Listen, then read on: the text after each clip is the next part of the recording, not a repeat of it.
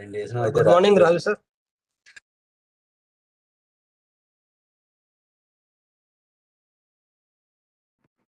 Good morning. Good morning. Sir, we will start with a couple of minutes, sir. No problem. Yes. Yes.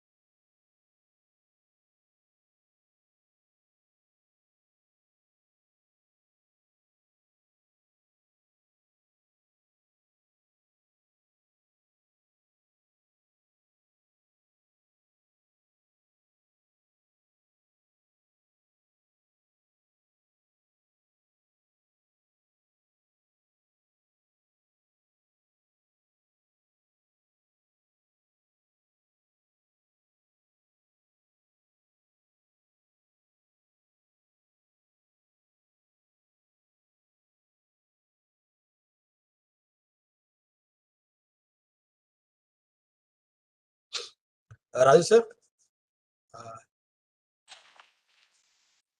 Yes. Yes. Shall we start, sir? It's already 11 Yes. o'clock. Yes. Please. Let Yeah. us start. Thank you, sir. So, Namaste, good morning all. On behalf of NIDM, I am Gautam, Junior Consultant at GIS and EOC. Welcome you all to today's webinar on role of remote sensing and GIS in meteorological hazards by NIDM.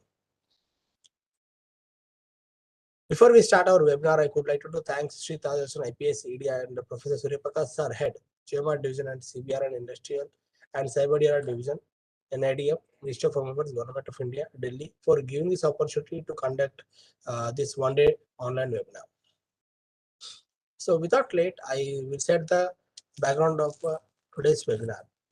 Meteorological disasters are one of the most important types of natural disasters. According to the statistics of the World Meteorological Organization, more than 90% of natural disasters are directly or indirectly caused by the meteorological conditions.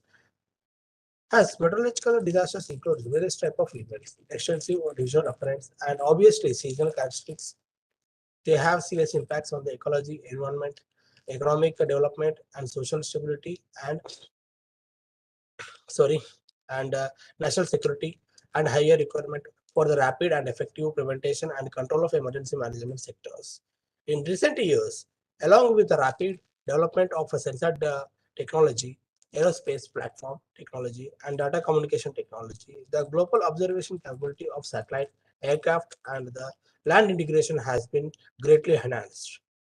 Remote sensing data usually contains two major characteristics of spectral and spatial structures, which can effectively describe the shape, distribution, and morphological structure information of spatial objects on Earth's surface. By detecting changes in the spectral and spatial structures of the corresponding regions in the multispectral, multitemporal remote sensing data, it is possible to identify the type of disaster, determine its intensity, and analyze its scope of influence. Compared with the traditional disaster monitoring methods, remote sensing monitoring has obviously advantages in terms of timelines, space, and economic, and has been widely used in many fields of disaster management. So, this webinar aims to share and disseminate experiences, knowledge, information, innovations, and ideas on remote sensing and GIS and their significant role in managing the meteorological hazards. So, before starting our technical sessions, on behalf of Professor Suryaprakash Sir, I would like to invite and thank the distinguished speakers and participants to this one-day online training program. Future, I would like to inform you that due to sudden engagements for Professor Suryaprakash Sir, will not able to attend the during the inaugural session, but he has sent his best wishes to the participants and distinguished panelists and speakers. So moving to the technical sessions, so there will be two presentations and each will be having a 40 minutes to share their experience, knowledge, and there will be a questions section where our experts will resolve the doubts of our participants. So dear participants, please note that you can source the questions, inquiries in the chat box, and also please make sure that to attend and pay attention to the sessions to claim the certificate from NIDM training portal after this webinar. So without late,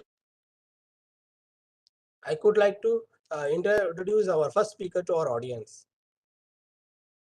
Dr. Raju Tapasar is currently working as a technical officer, emergency management and Delhi for VHS CDC. Prior to this, he was working as a junior consultant at the Early Warning and Communication Center, GMR Division, NIDM, Ministry of Home Affairs, Government of India. Before joining NIDM, Dr. Raju Tapasar was associated with the two different major projects sponsored by the Department of Science and Technology, Science and Engineering Research Board, and Nuclear Sciences, Department of Atomic Energy independently. Dr. Raju Tapasar has published more than 50 publications in some of the leading journals under the publisher of Elsevier, Turner and Francis, and Springer, including publications in national and international conferences, seminars, etc. Dr. Tapasar has coordinated more than 100 webinars, online training programs, in-person training programs. Dr. Tapasar has also contributed to developing a one training model on communications for disaster management at NIDM. With this, I'd like to invite Dr. Raju Tapasar. Sir, the Good floor is morning, yours. Gautam. Thank you for that warm introduction, and I think, and I also like to congratulate you for coming up with such an important topic. I think this is the need of the hour currently when we are seeing these, particularly our monsoon season, right? Yes. This is where we realize the need, why we need to focus much more in meteorological hazards. So that is very, very important that we are discussing today. So can I have the presenter right so that I can share my presentation? Yes. I already assigned you, sir. Thank you. So on where our distinguished speakers will be joining, our other panelists will be joining on. So before going to that session, what I will generally try to do with my presentation is that let me try to set the context for the second presenter also, and let us try to understand the basics and how different meteorological disasters are there. What are the technologies that are going on? We will just try to discuss some of the points. And we will quickly move on with various disasters and the applications where we can have the science and technological role in that.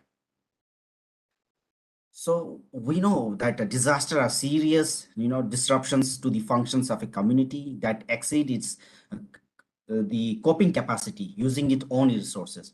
This is when disaster can be caused. We have to understand that at present time, disaster can be natural, it can be man-made, or it can be technological disaster hazards also, as well as there are various other factors that influence the exposure and vulnerability of a community.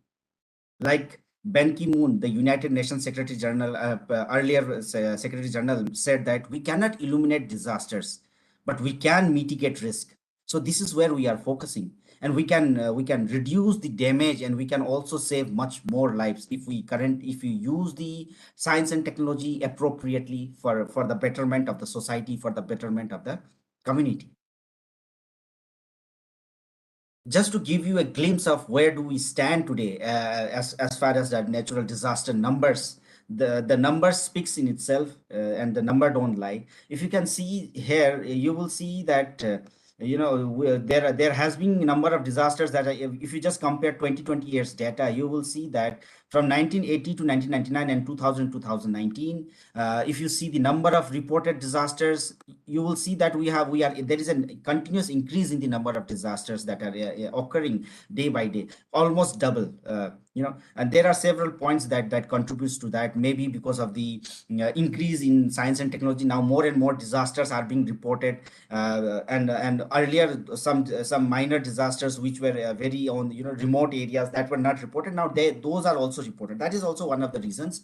And one of the reason, like in the context setting, Gautam very nicely highlighted that we are seeing an increase in the frequency and also the intensity of disasters nowadays. So that is also one of the reasons that why we are seeing this increase in reported disasters. But one more point that we need to focus on, and which also is the underlying theme of our today's webinar, is the total deaths, decrease in total death. Basically, if you see, though the number of reported days has increases, but the reported disasters has increases, but the number of total deaths almost remains constant. This is because of the advancement in science and technology. Now we have better early warning system that are in place. We have better observatory system. We have better, we are making full use of, I won't say full, there is more scope, but we are making use of the science and technology. We are making use of the remote sensing and GIS, the satellite communication that we have. So we are making use of that, and because of that, now we are seeing that there is an decrease in total number of deaths, and we are and our focus is to move to a zero casualty. This is where we are heading. Just to give you an idea that if you'll see the total number of people affected by any disaster, then that the number one is the flood. You know, this underlines the whole thing why we need to understand the meteorological disasters. You see the second one, drought. You see the storm, again third. So you know the top disasters that are there are somewhere that they are related to the meteorological phenomena. That's why we need to understand. That's why you need to understand why it is very important to understand the meteorological disasters. This also underline the theme of our today's webinar.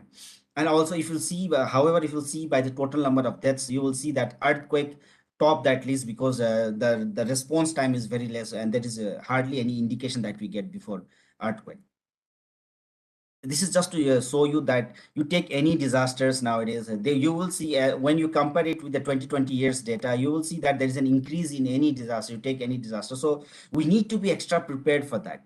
And one more thing very interesting that I thought of sharing with you is that when you take the top 10 countries based on the number of disaster occurrence, you will see that India is just after US and China followed by US followed by India. So this gives us an idea that India is very much prone to disasters, and that's why there might be several regions to that we can discuss on. That is socio-economic, the geographical condition, the positions, the Himalayas, the coastal areas, the Bay of Bengal, Arabian Sea, right?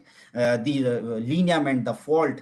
There are so many points that you can discuss on, but we have to accept that when we rank according to proneness to disaster, we are just after China and USA. And one more very interesting that you can see from this picture is that out of this 10 countries that you see, 8 are in Asian countries, Southeast in the Asian countries. So which again says that whole our continent itself is very much prone to disasters. And if you see the one more thing, that if you see the top 10 countries by total population affected by disasters, you will see that India and China, they top the list. Particularly one basic reason is that when I ask you, suppose, which country has the largest population, the first two country name will be China followed by India. So right, we have that much populations, and because of that, we have so many socio-economic status, socio-economic issues that our country has to deal with. That also results in increase in the total number of people affected. One more important point that we might discuss is very important, is that the number of debt per income group. It will be very interesting if you'll see that it has been observed that with the increase in the income, the number of debt decreases, because when you have that socioeconomic capability, you always tends to move away from those areas which are at risk. Suppose if you don't have that much capability, maybe those people, fishermen or those communities who are residing at the coastal areas, maybe they don't have that much financially capability to move away from there, and they cannot leave their ancestral land. So that's why where with the social, with the increase or with the betterment of socioeconomic status, the chances or the number of deaths per income group also decreases.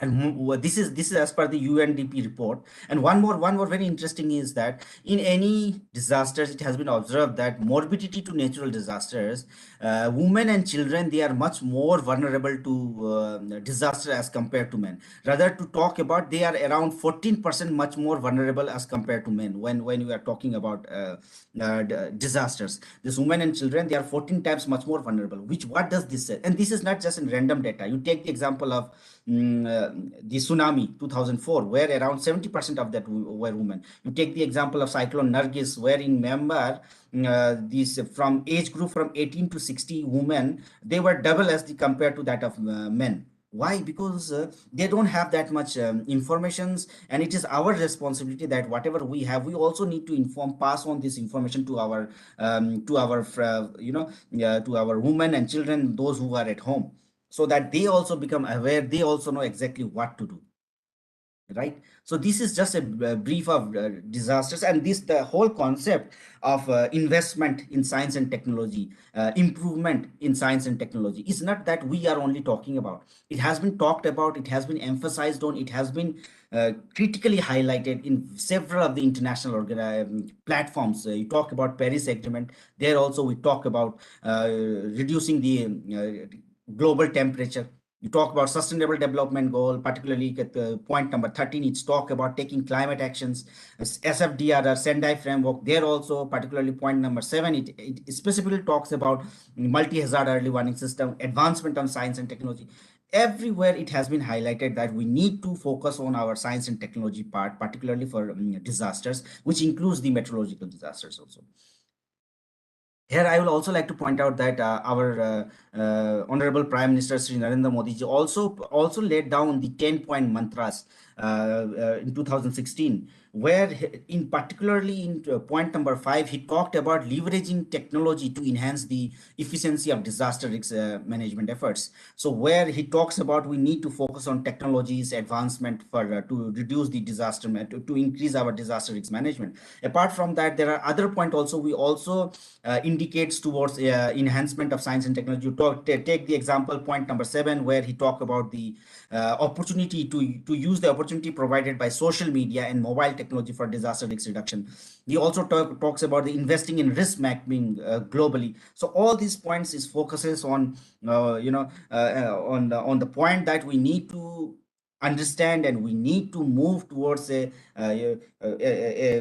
world where we can sustainably use the technology for the betterment and for reducing the disaster.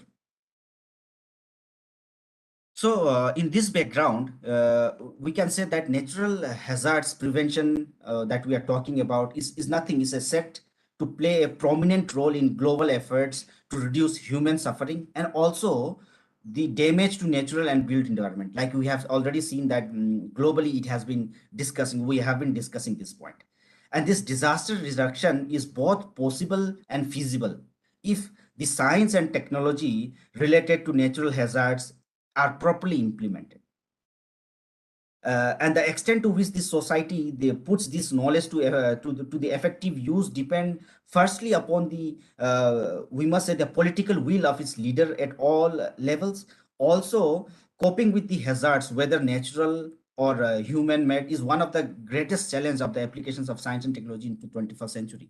And when we are talking about health concern, we need to appreciate the initiatives of our government also. Now recently PM Abhim, that under where Prime Minister has allotted more than 64,000 crore, particularly focusing on health of the people, where various emergency operating centers will be established throughout the country. So the intentions are there, so we need to work towards the betterment and towards enhancing our resilience towards disasters. And if you will see, just one more point I would like to add here is that over the last 3 decades, scientific knowledge of the intensity and distribution, both in time and space, of natural hazards, and also the technological means of confronting them has expanded very, very greatly. While we cannot prevent an earthquake or cyclone from occurring, we can apply scientific knowledge or the technical know-how that we already have to increase the disaster resilience of our houses or of our bridges, of our investment, so that to an early warning on disaster can be issued and organize proper community response to such warnings. That's why I say that each natural or man-made disasters and emergency situations have their own unique challenges. The measures that you can take during earthquake may not be implemented for cyclone, that may not be implemented for flood, right? Each disasters, each natural hazard has their own unique challenges. However, two recurring factors are very common for all the situations. That is, the location of the disaster takes place and exact time of disaster are unpredictable. We cannot, predict the time and location exactly where it is going to take place from very early. Though for cyclone, we have been making some, high progress on that.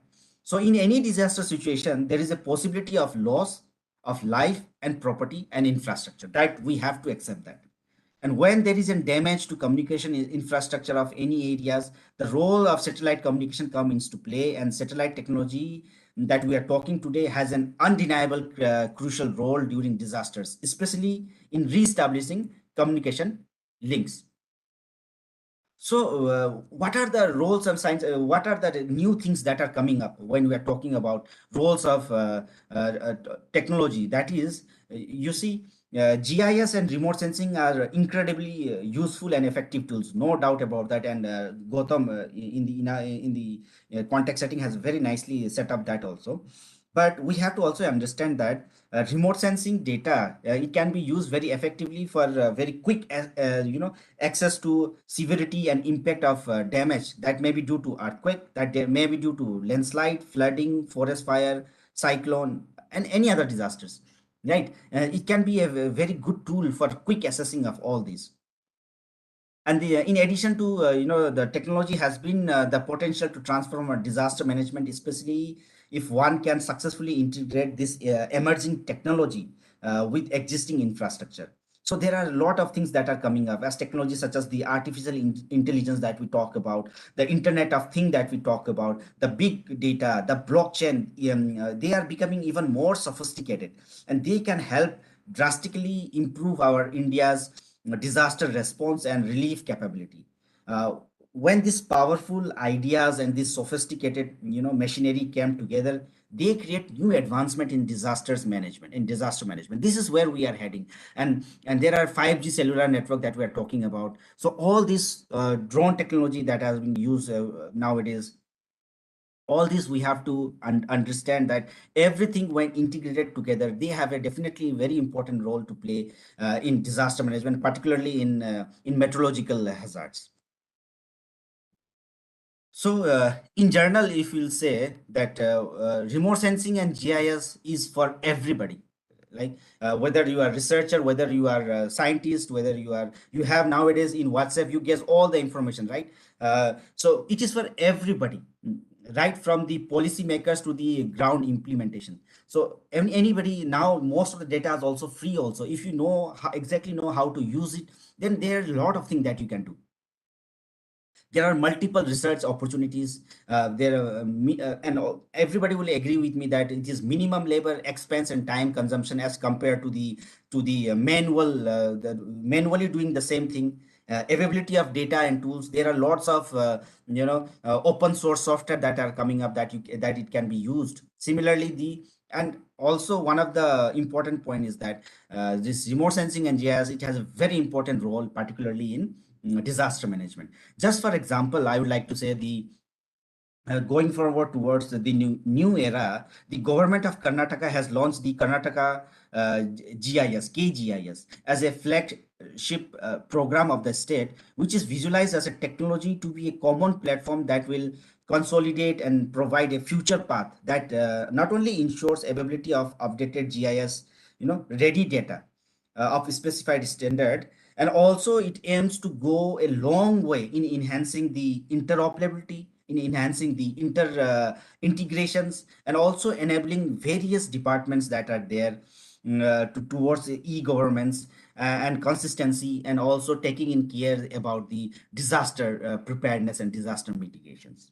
So this is just an example that I would like to show, followed by remote sensing in disaster management, or remote sensing in in our meteorological hazards. What we can, so if you ask me in what disaster management cycle does it fit, we have to understand that it can fit role of remote sensing play in disaster management. It can be in any phases. You take the planning phases, where it provides the framework for planners and disaster managers to view the spatial data by way of computer-based management.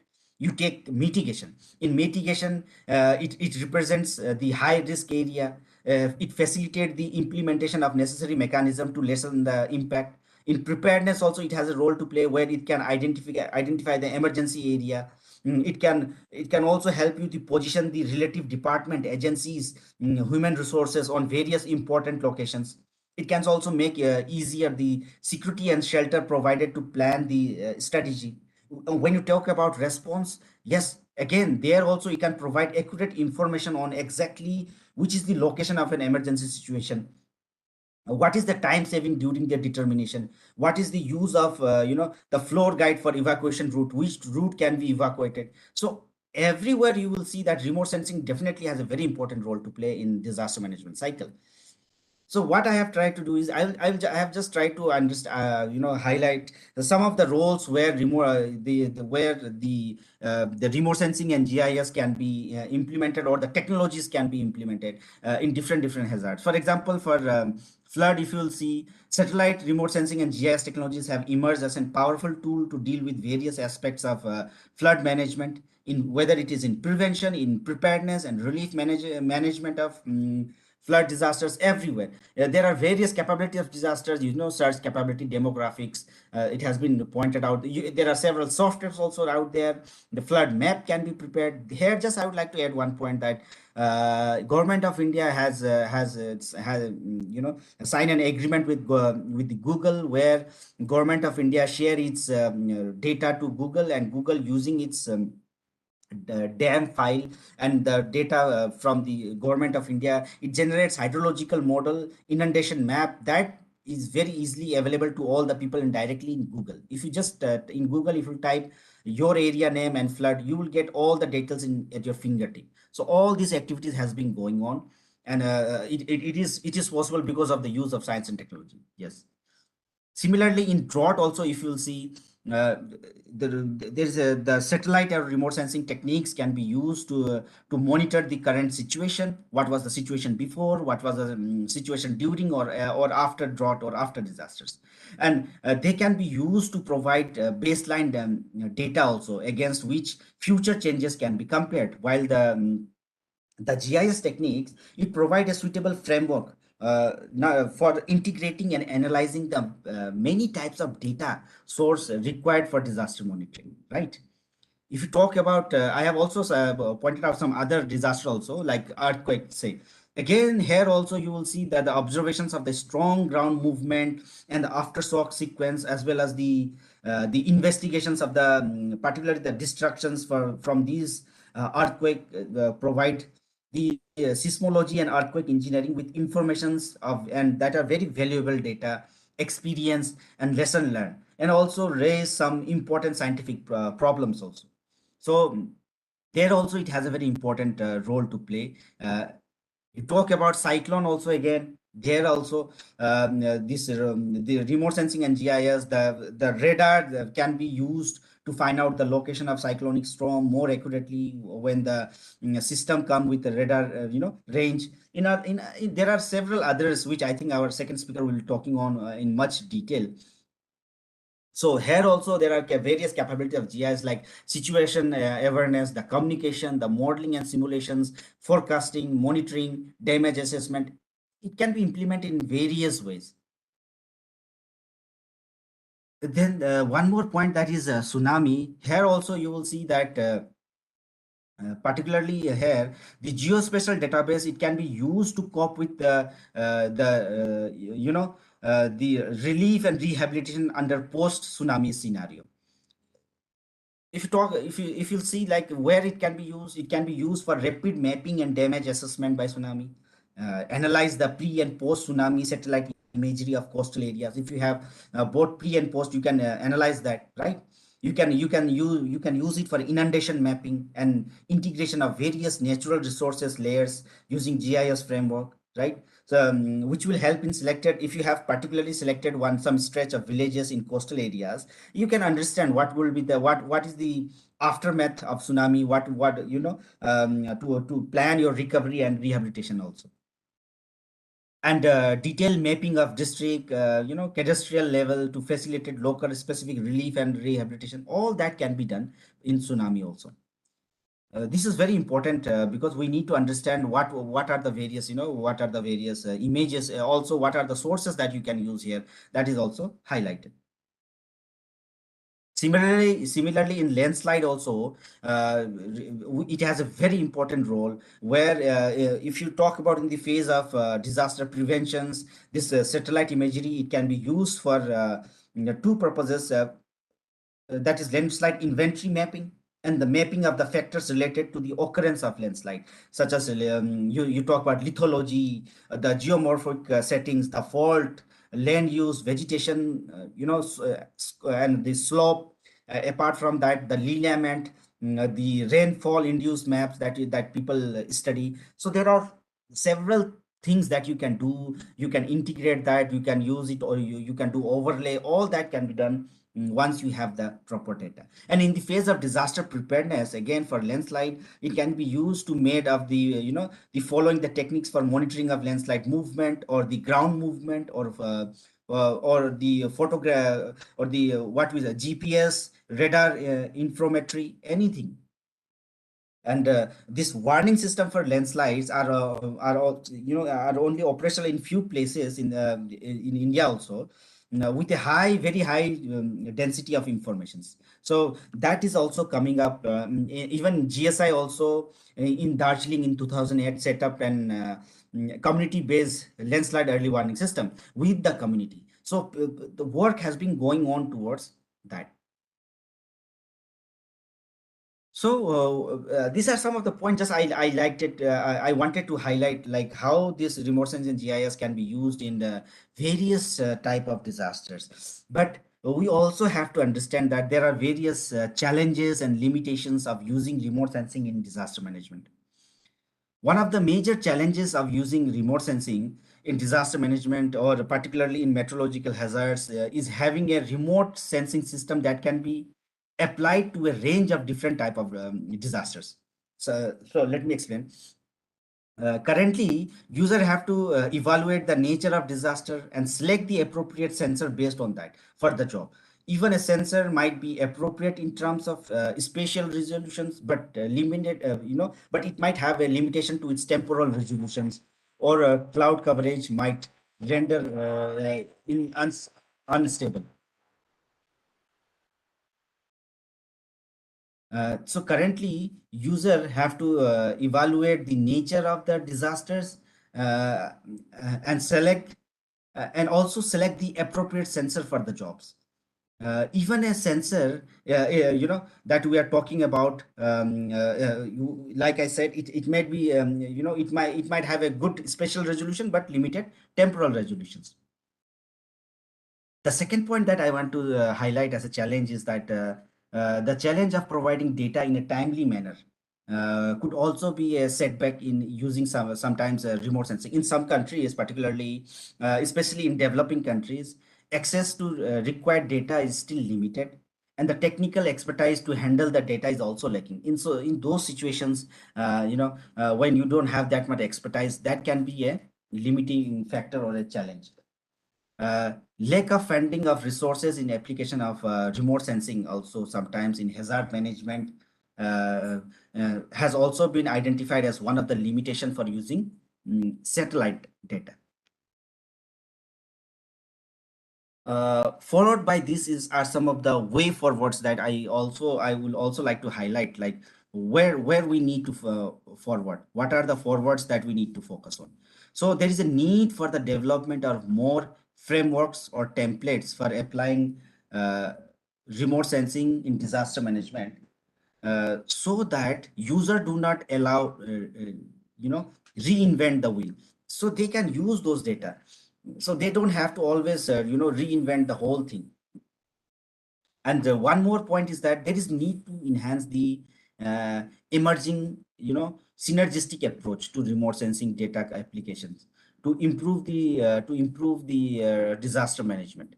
And also there should be three synergies, I will say, at a different level of remote sensing data application. Particularly, the first one is the synergy of different types of sensors and platform to have an integrated multi-sectoral and multi-platform approach to the DM. The second synergy of the synergy of different related technologies, I will say, such as the unmanned aerial vehicle imagery, the GIS, GNSS, and information and computer technology.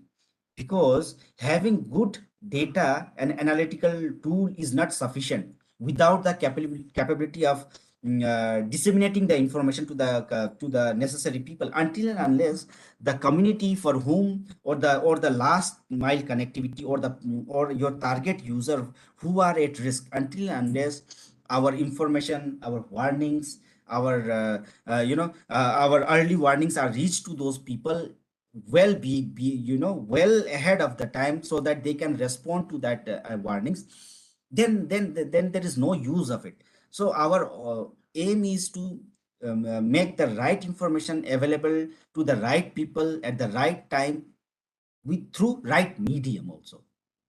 So this is where we also need to focus. And the third synergy of different bodies and organizations that are involved in disaster management, they need to share needed data and expertise also, because sometimes, because of the non-availability of data to one organization, because that the other data that this organization may be needing is documented by other organizations of the government, and to get that data sometimes during disaster it takes time, and in golden hour where every second counts, sometimes that may be a problem. So that's why the synergy of different bodies and organization to that are involved in disaster management, they need to share data, and they need to share their experience, expertise, platforms, so that we can always learn from our past experience, and not only from ours, from our other countries experience also, and always move towards the betterment of our system, of our staff, and of our staff. And also the research should also be geared towards development of better algorithm and techniques for automated and web enable utilization of remote sensing data in disaster management. So I would like to say that the scientific and technological solutions to the complex problem of disaster, it must be rooted in social realities in the fullest scale of the terms. And this science needs to be seen as a part of the continuum of action, extending from the design of the interdisciplinary research right to the communication of the research of the results to diverse, the non-specialist user group, the community people, the our last mile, the last point of reaching point. So till there, everything we have to see.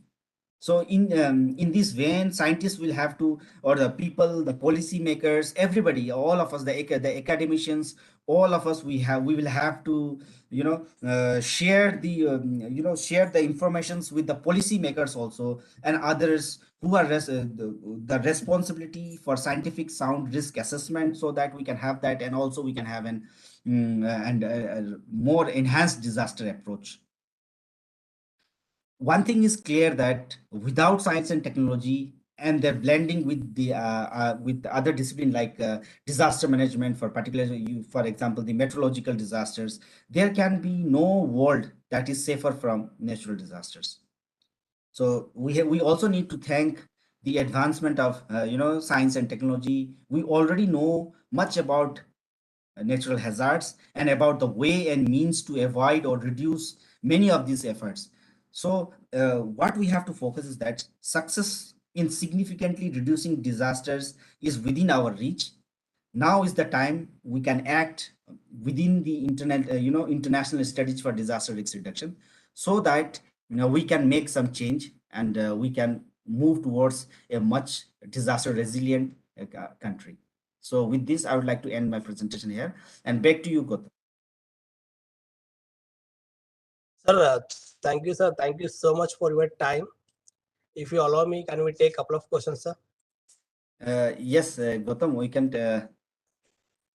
I have Sir, one more meeting. yeah, Yes, I yes, understood. Still now there is no any questions from the audience, but they are yes, requesting your PPT. yes, yes. I will share it immediately, Gautam. Okay, sir. Thank you. Sir, on the behalf of NIDM, I'd like to convey my sincere thanks to you for taking time for us to deliver a training session today. And you clearly put your lot of work in your slides, and we love the way you use the pictures and very little text. As usually, myself and participants really enjoyed your session, sir. Once again, thank you so much, sir. Thank you.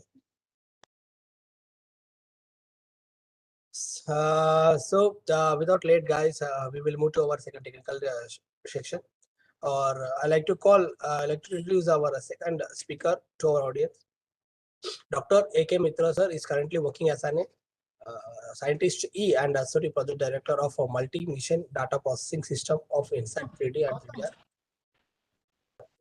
Dr. A.K. Mitra is currently working as a scientist E and associate project director of a multi-mission data processing system of INSAT 3DR and 3 at the Satellite Meteorology Division of IMD in New Delhi. He joined Indian Meteorological Department as a meteorologist through UPSC in 2002 and later obtained his PhD in quantitative application of remote sensing in weather forecast from Jawadhpur University, West Bengal in 2014. He has nearly 20 years of experience in satellite meteorology and looking after the operations and utilization of INSAT, Kalpana 1 polar satellite data for weather forecasting and climate studies. He was instrumental in utilization of INSAT 3D, 3DR satellites data in RGB preparation, dissemination, and numerical weather modeling simulations. He is also recipient of Ministry of Air Science Award 2015 of a certificate of merit for his outstanding contribution in the field of atmospheric science and climate change. He is also associated with INSAT 3D 3DR calibration, validation program, and recalibration of past INSAT data for climate studies. Dr. Mitra sir has been engaged in research in operational meteorology, atmospheric science for last decade. Since last year, he is also heading the geospatial group of IMD and made available the various products of forecasters and user stakeholders. So with this, I'd like to invite you, Dr. A.K. Mitra sir, the floor is yours. Thank you, Gautam ji. Good morning to all of you. I would like to share my people. So, Let me show.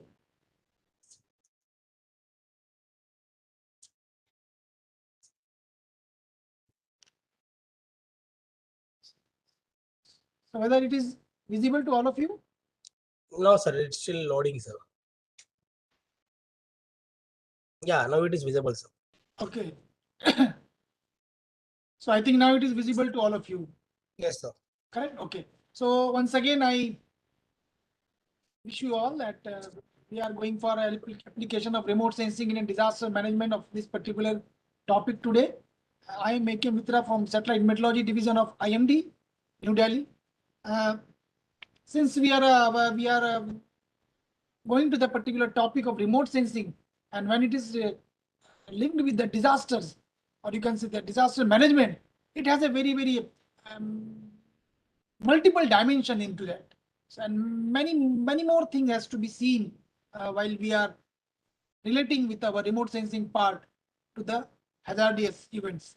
So as we know that we all are in the era of where we are going to need, or the growing need of improved weather for particularly the short temporal scale or climate prediction and long range.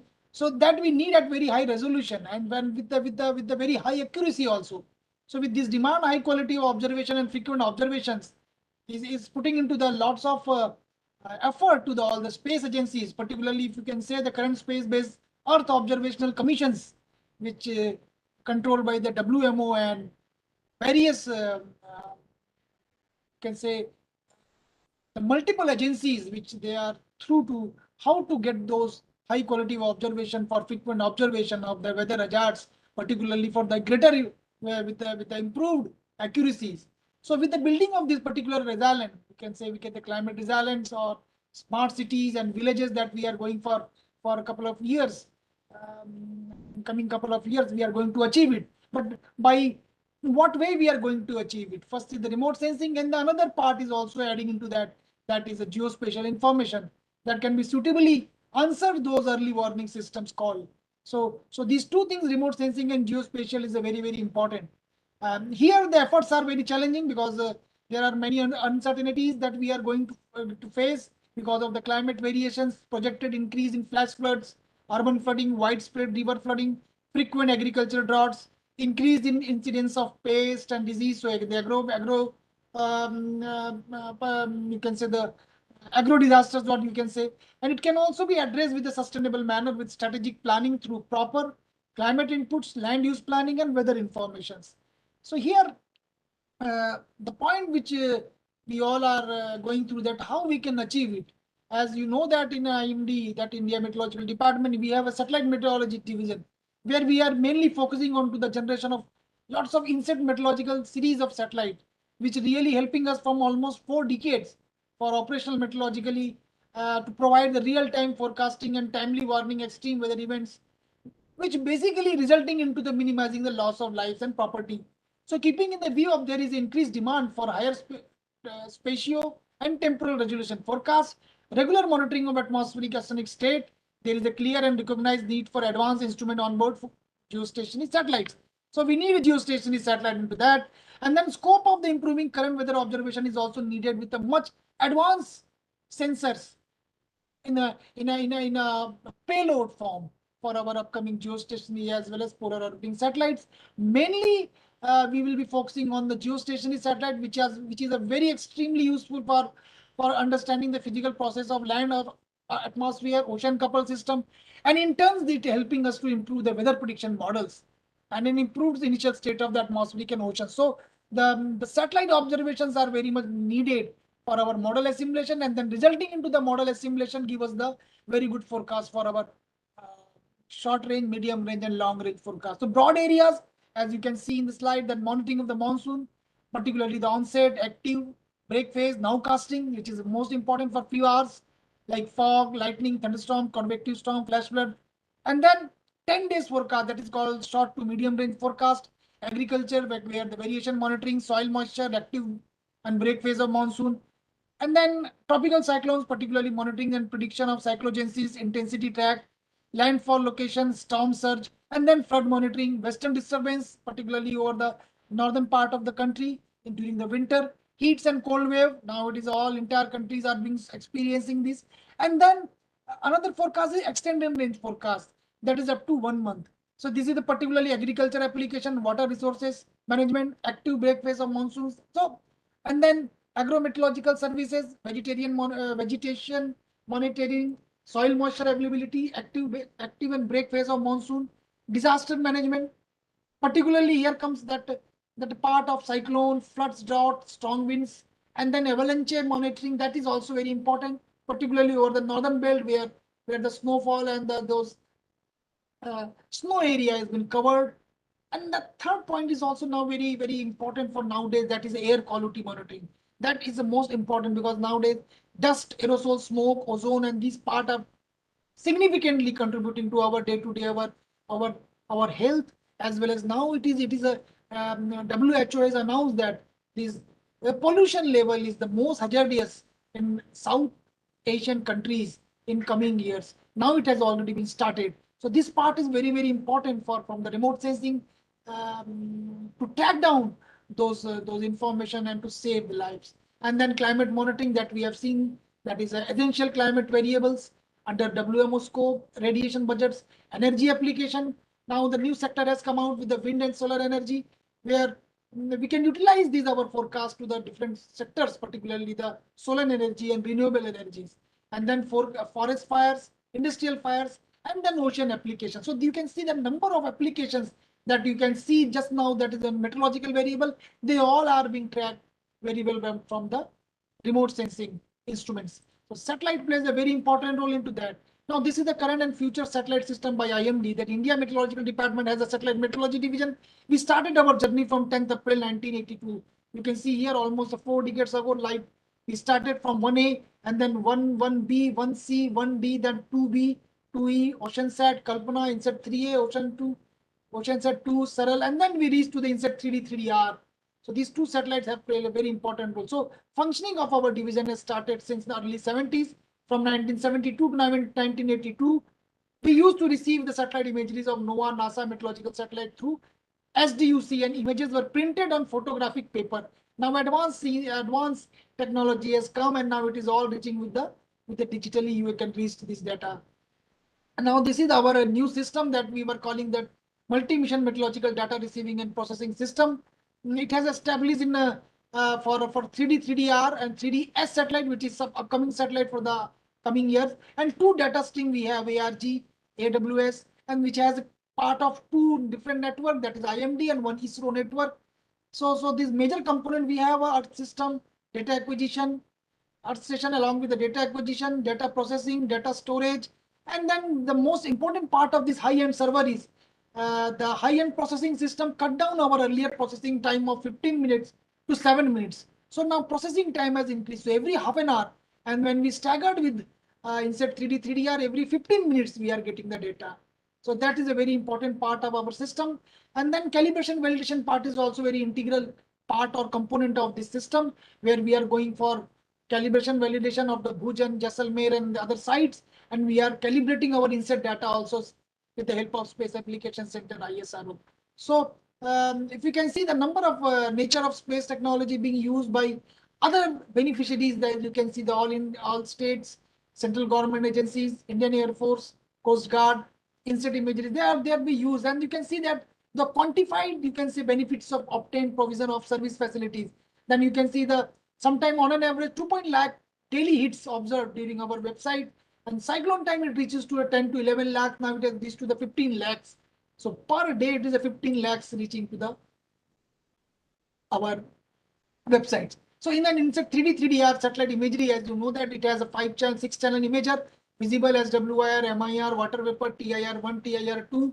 It is a visible short wave, medium water vapor, long wave split. So resolution has been improved in the past.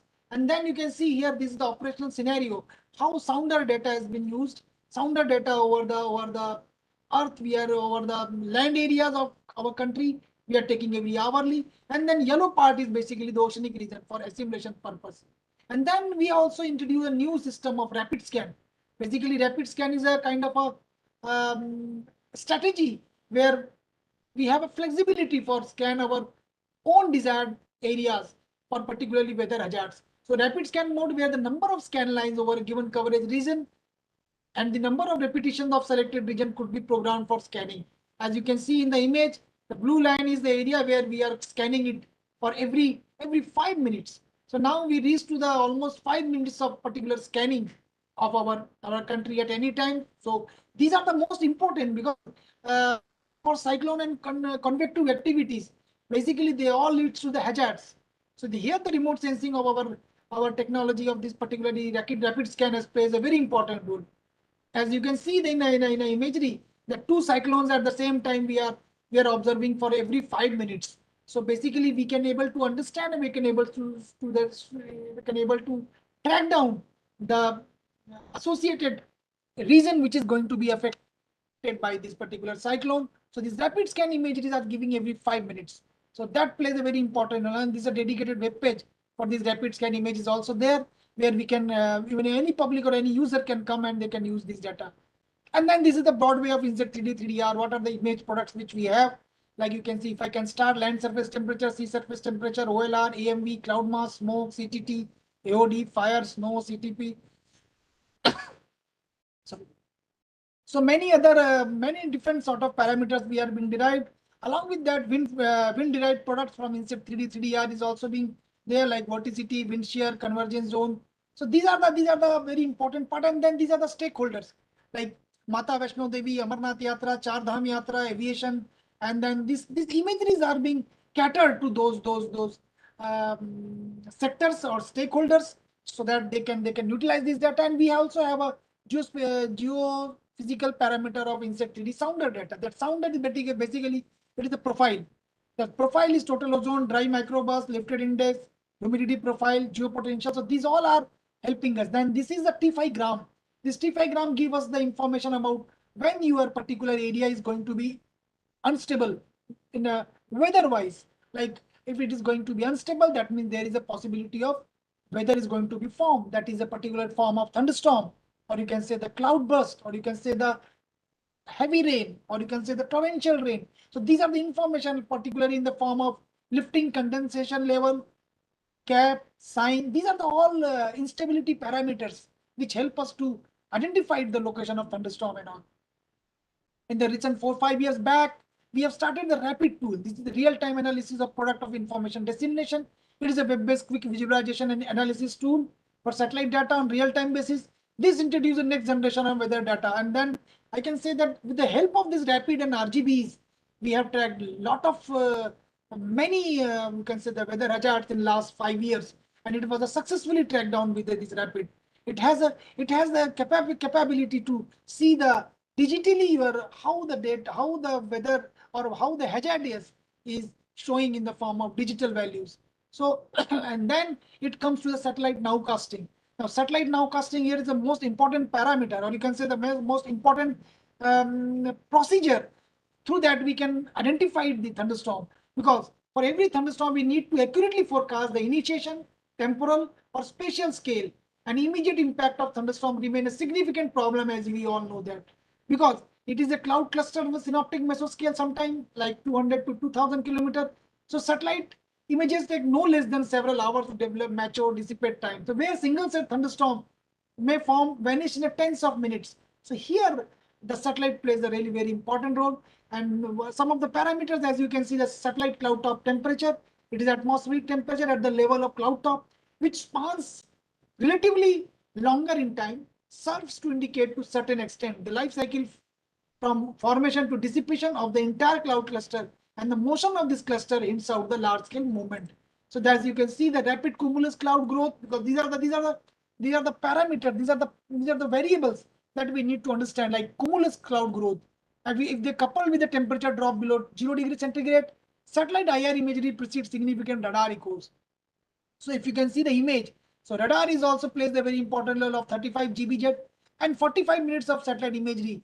Both can have a very complement each other and provide this very good information. But satellite is very important, because now I have mentioned every 5 minutes of data you can able to access it. You can able to see it. So the reason somebody can ask why satellite nowcasting is much important than any other observation, because operational NWP has difficulty in correctly forecasting convective initiation timing and location, because it is a model run. Sometimes it is 3 hourly, sometimes 6 hourly, 12 hourly.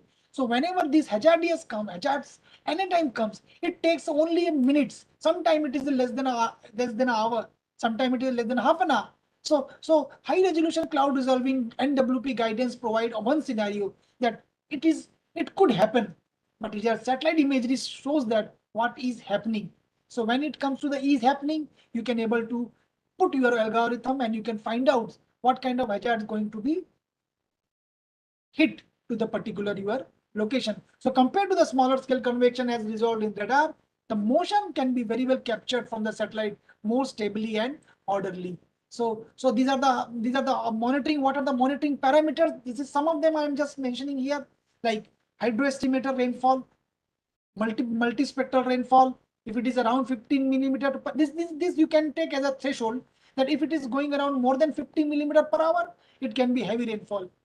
If the cloud top temperature is 220 K, this is Kelvin to 255 Kelvin, it is going to be a heavy rain. If it is OLR values less than 250 to 160, that means there is a deep convection is going to be formed. If the brightness temperature of SWIR TIR channel, including RGB, you can see 7 UTC to 13 UTC, you can able to identify the different cloud types. And then finally, you can put the animation of past 24 hours. 24 hours will definitely give you like what way your cloud is going to move it. Like you can see here the cloud top temperature values. Here the southern India, you can see that there the Andaman to your Lakshadweep, there is a formation of cloud top temperature which is going to be increased, and you can find out here there is a heavy rain. And then this parameter of this cloud classification is the most important point here that I would like to discuss, that cloud top temperature is less than 220 K is very deep convection. So this is the one parameter. If it is going to be less than 220 K, there is a possibility of very deep convection that may lead to the, depending upon your geography, it may lead to the torrential rain, heavy rain, or cloud burst.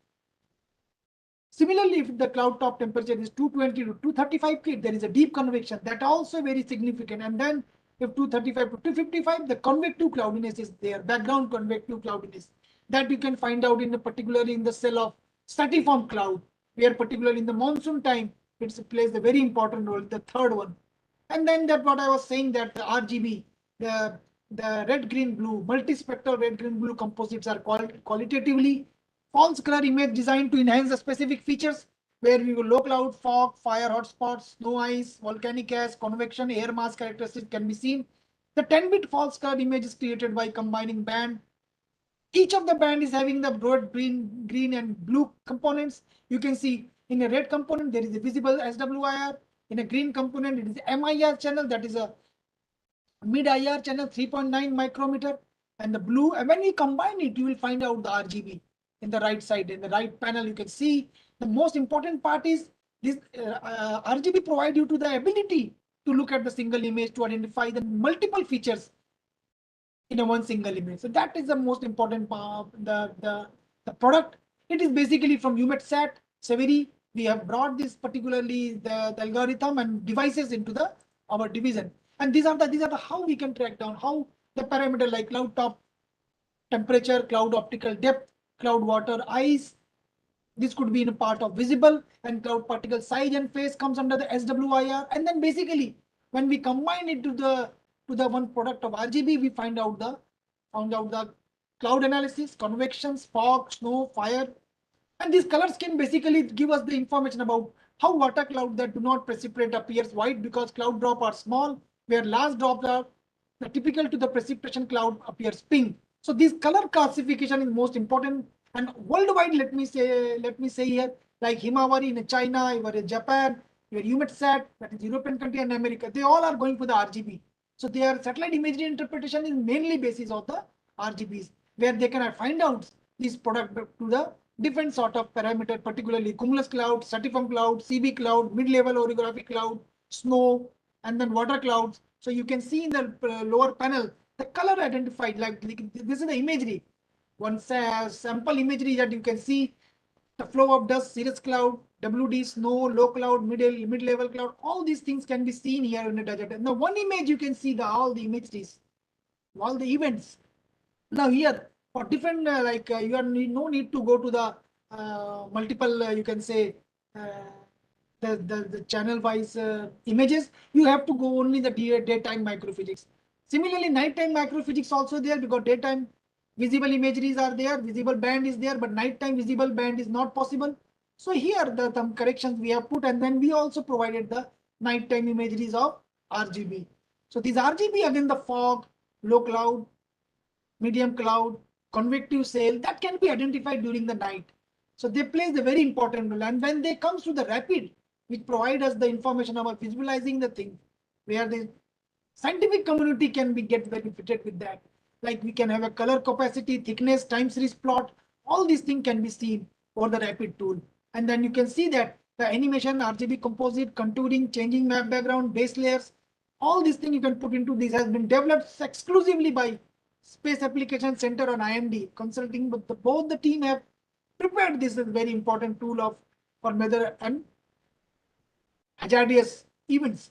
So one of some of them are I can show you dust storm that you can see here over the Arabia. You can see the dust can be seen very well from the RGB, and if you can plot it with the transit tool, you'll be finding out that the spectral signatures can be very well seen that what particular pixel is behaving. So that is a very important part here. Like you can see the dust storm season that we have seen over the Arabian Persian Gulf. Sentinel-3 image can be seen over the 13 March 21. Now you can see here. This is the very heavy dust was this seen. And either insert 3D RGB imagery was also there. Now the comparatively imagery you can say that yes, Sentinel-3 imageries are very, very good, very important. But here the most important part is Sentinel-3 is available in every 2 days. Where the hazards I have said the weather hazards have no time to inform you or alert you. It can come at any time. So when it comes to the any time, then you need a remote sensing devices, a remote sensing payload, which has a very, very high temporal resolution. Insert 3D or insert 3DR RGB, they have a very high temporal resolution. So every 15 minutes you are getting this information. So that is the most important part of here that I would like to hear. Mention that temporal resolution is most important for tracking the weather hazards. Now you can see here how dust can be seen from one area to another area, and then this Rajasthan, it's a tall reached to the almost 17 lives they claimed, and this dust storm can be seen very well from these imageries, satellite imageries, that is RGB, and you can see here the successive imageries of RGB you can put into, you'll be able to find out, or you can see the animation, if you can run it, you'll be finding out very important image. Like you can see over the Rajasthan, the pink color is a very high cloud and medium cloud, whereas this particular white shape of the clouds, they are not cloud, they are a dust. They are the dust. So that is the most important part to how to delineate your dust part into your from the cloud, and that can be possible with the rapid and your RGBs. As I mentioned already, the RGB plays the very important role. Similarly, for the heavy rainfall, you can see the anywhere over the Delhi, the large sharp fall of these temperatures, they give us this alertness that when it is going to be high, or you can say heavy rainfall going to be occur. That can be seen with the successive imageries of the day microphysics or night microphysics. Now the parameter will be TIR1 and MIR1. So the TIR1 and MIR1, if you combine it, you'll be finding out where it is going. So one kind of it is a decision making system also, you can say. Our RGB rapid both combination way, it can play a very, very important role. Now here say the HEM showing the estimated rainfall. Here the high rainfall values can be seen here by the rapid tool, where time series plot can give us at what time this declination of this rainfall has occurred. So that is the most important one. Here you can see this green point. That is a point where you can able to find out when this is going to be there, because weather hazards will never give you the alert. That you have to find out from the remote sensing or the satellite instrument. And now rapid tool and RGB is the algorithm which provide us to track down these hazards very successfully in past 3 to 4 years. Now another one is that you can see here the time series plot. If you can plot it, you'll be finding out, it can be seen that large sharp dip in a TIR1 and MITBT indicating instability. So this can be seen 1, 2, 3, 4 hours earlier, 3 to 4 hours earlier, you can able to see. So that is the one kind of a decision making tool that we have adopted in IMD, where our forecasters are monitoring this tool very well. And then real-time merge lightning product. That another part which I'm going to mention here, that forecasting of cloud to ground lightning flashes is of very, very great importance. Every time you have been seen that during the month of pre-monsoon season, eastern part have been greatly affected by, or you can say highly affected by lightning. And I think recent 3-4 days back, Bihar also, only 17 people have lost their life because of lightning. So this the real-time merge product, IMD has decided with the joint venture of Indian Air Force, Space Application Center, IITM, NCMRWF. So basically it is deal with the high impact weather phenomena that causes the death and injuries in India every year. So there is a significant property loss is also there, economic loss is also there. So for this purpose, real-time merge product has been developed. Instead 3DR, 3D satellite with CTT, that is cloud top temperature, and this reflectivity product that you can see in the IMD's website every time. That this image is the animation. Lightning data is divided into 3 different categories: 10 minutes, 20 minutes, 30 minutes, and it is updated every 15 minutes. So this part is very, very important, because lightning is a very crucial, because every 2 minutes this data has been updated nowadays. Now you can see here, lightning data updated every 15 minutes divided into the 3 categories. So WD, with the WD passage, you can see the lightning very well affecting the northern parts of country. Now this has the very live example of how nowcasting tool, or you can say decision making effort can be placed in. Like you can see the WD is passing, there will be moisture engulfing from the Arabian Sea, and along with that lightning. And this is the very Northwest India is experiencing this particular lightning with the passage of WD. So this thing needs to be collaborated with the science, like remote sensing and your weather parameters. So these 2 things once combined, you can able to find out this thing. So lightning data is basically lightning location network. It is updated every 1 minute. It has a strong relation between the region of cold, brightness, temperature, and significant lightning activity. So that is why we put our lightning data. This is real-time lightning data putting into the satellite imageries.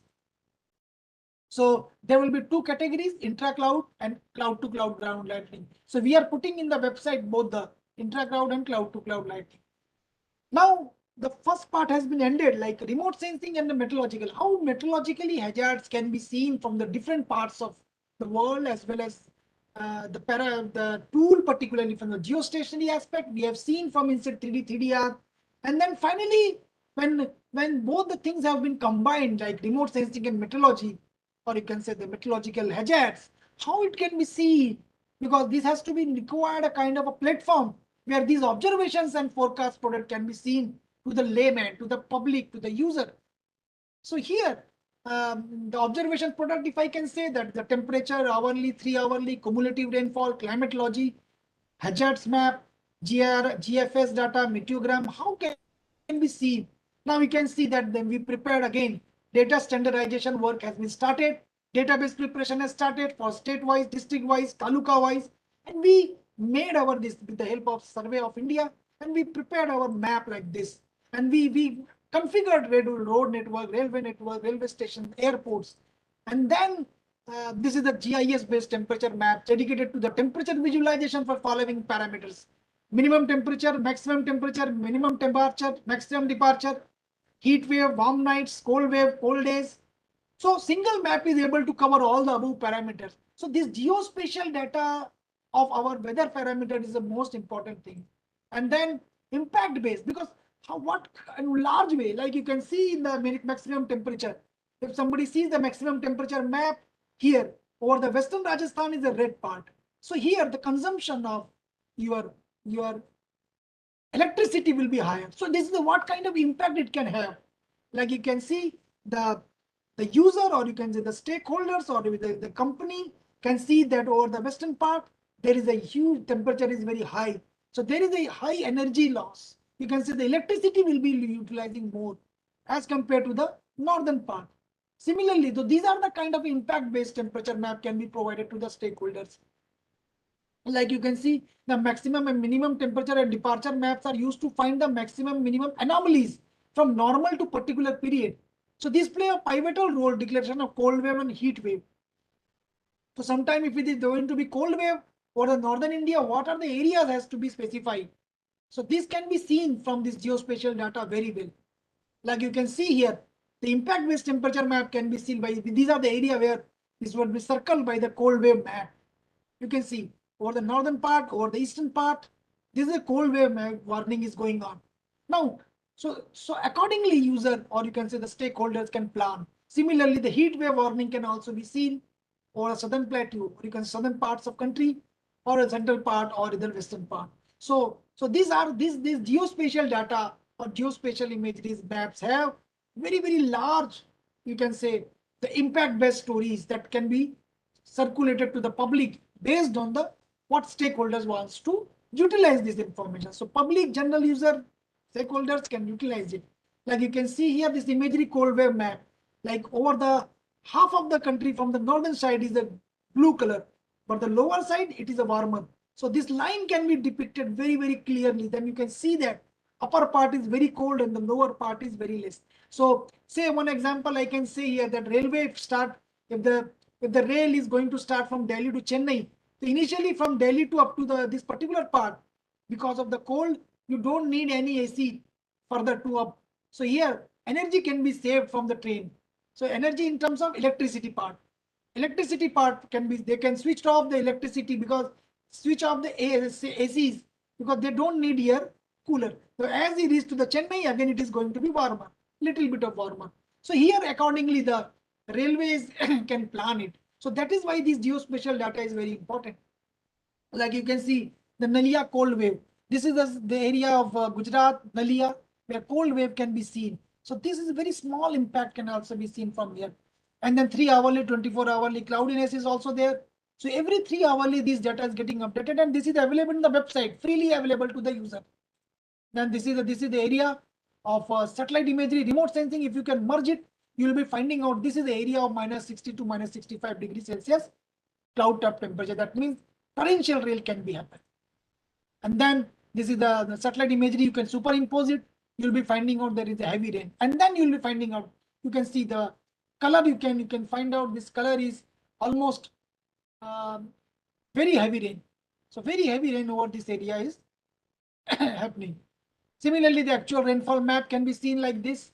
And then multi-layer model. Then GFS data, income data, forecast in GIS platform has also been put on. And you can see the number of platforms like GFS, income data, WRF, GEFS, so that user can able to see satellite remote sensing, your geospatial, and then NWP data. NWP data can also be seen here.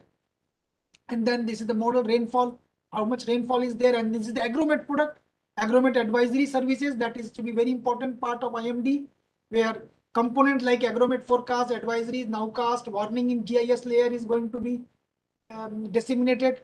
Basically, here we are taking the GFS model forecast and value-added forecast as a day-wise, like twice in a week, Tuesday and Friday, we are putting it crop advisories, nowcast for next 3 hours. So all these things has been put into the GIS server. And then you can see this is the kind of advisory that we are putting into soybean. Then what could be the advisory? These all are being kept into the crops as specific advisories. And then highway navigation. Highway navigation has also been put into. And then you can see that all the areas, particularly line, you can say the railway line or the road line has been seen. And then we have a number of forecasts like synoptic data for current weather, city forecast for 7 days, nowcast data for warning forecast. So data integration has been also done into this platform. And finally, we are putting into the how one station can be look like. If you click onto here, you'll be finding out the temperature, date, time, humidity, 3 hourly, 6 hourly, and 7 days forecast, and then nowcast. So every 1 hour to 7 day forecast, you can get into our geospatial data information. Now you can see here, this is the one image, one animation that I am putting into. Like now is satellite imagery, geospatial data, hazards, our forecasting, everything are put into. Now you can see the western part. This is the red part, that is a you can say alert, or you can say warning, and then yellow part is basically a alert, and then this is the Jaisalmer, and this is the forecast. You can see Barmer, Rajasthan, how it could be warning, heat wave warning is going on, so red part is there. While you come to the southern part, you will be finding a heavy rain. You can see the Andhra Pradesh. So here you can find out the heavy rain and all these stuff. So these all are available. So with this, I would like to thanks to the organizer, to the Gautam ji and all, that they invited me for this particular talk. If anybody wants any information from us, from me, they can write me to the mail. Thank you. Sir, thank you, sir. Thank you so much for your time, and also giving a delivering a session, training session on application of remote sensing in disaster management. Sir, with your permission, can we take a couple of questions, sir? Yes, sure. Yeah, sir. Dear participants, if you have any questions related to this session, you can source the questions in the chat box. We will be here for the next couple of minutes. Sir, meanwhile, I have a question, sir. Can I ask you? Yes, From my end. Sir, in one of the slides, you spoken about the volcanic ash monitoring. So, what is the state like a stage of in India? Like, IMD also monitoring the ash volcanic ash model. Actually, we at present because of our geography is as said that we could not counter this particular volcanic ash much frequently as compared to the African and the European side. So we have in the RGB there is a one threshold where you can able to see the colors of that particular volcanic ash. Okay. So there is a possibility that if sometime whenever this occurs, we can able to see. But yes, from European side, if there RGB, if we can see, volcanic ash can be seen from this RGB. That will be a kind of a brick colors, dark brick color. You can see the volcanic ash there. Okay. Actually, sir, and how we can access this inside satellite data, sir, by IMD or any special portal? How we can access this data? Basically, the data can be accessed through mail.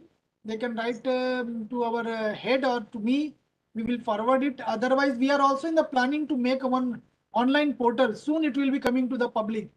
Then they can make it to the researcher can take the free of cost of this data. Soon it will be available to the online portal site.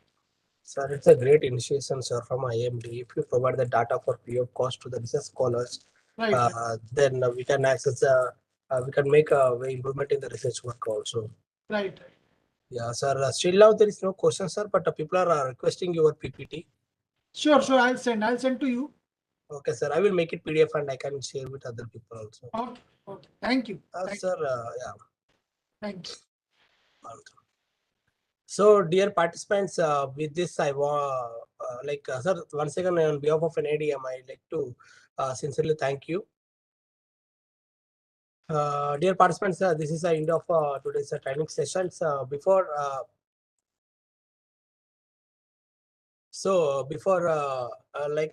concluding today's session, once again, I'd like to convey my sincere thanks to Sri Taj as an IPS ED and Professor Virupaka sir, Head GM Division and CBR and Industrial and Cyber DRR NIDM, Ministry of Home Affairs. And also, I would like to convey my sincere gratitude and thanks to Dr. Thapa sir from BHS CDC India and Dr. A.K. Mitra sir from IMD and also other panel members for the providing continuous support to organize this program. I could like also convey my sincere heartfelt thanks to participants for making this program successful, which without you it's not possible. A very special thanks to the IT section of NIDM who working behind these curtains. So participants, we will meet again with another webinar on role of early warning and communications in disaster management on next Friday at 11:30. So you can enroll this event in NIDM training portal, and also we will soon send the links to you one day before the event, so you can join the webinar also. This is the topic will be the role of early warning and communications in disaster management. It will be the next week, say Friday at 11:30. You can enroll this event in NIDM training portal. So I also posted one WhatsApp group link in the chat box, so you can also uh, join the WhatsApp group for updates from NIDM in online programs. And you can also have any doubts, any queries, you can write a mail to me.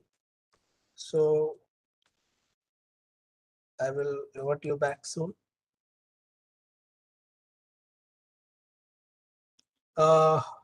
Sir Vishnu, sir, you can generate after this once it's completed.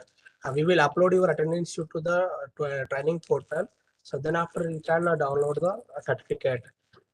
You can download your certificate tomorrow, sir. It's no issue.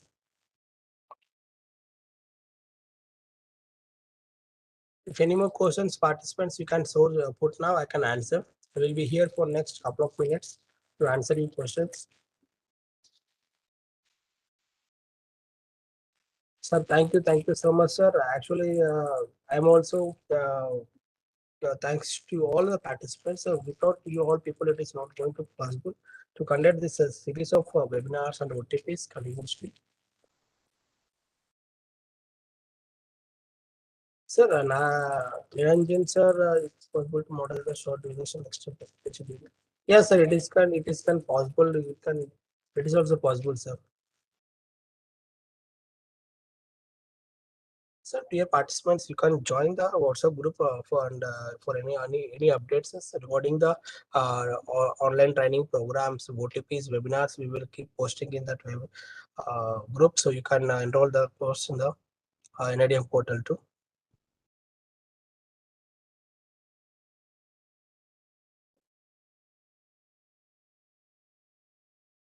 So, people, thank you so much, sir, all of you. Thank you. Jai Hind. Where we can get the PPT, sir. I have already posted my email address in the chat box. You can mail to me and I will find the PPTs and I will send you the copy to your mail once I will receive from the resource persons.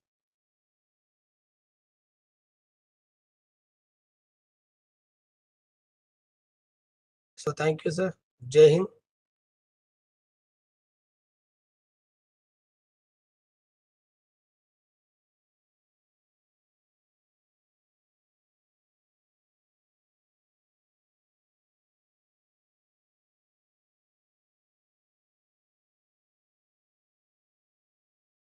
Rahul sir, please write a mail to my personal email address. I can't take your mail from here.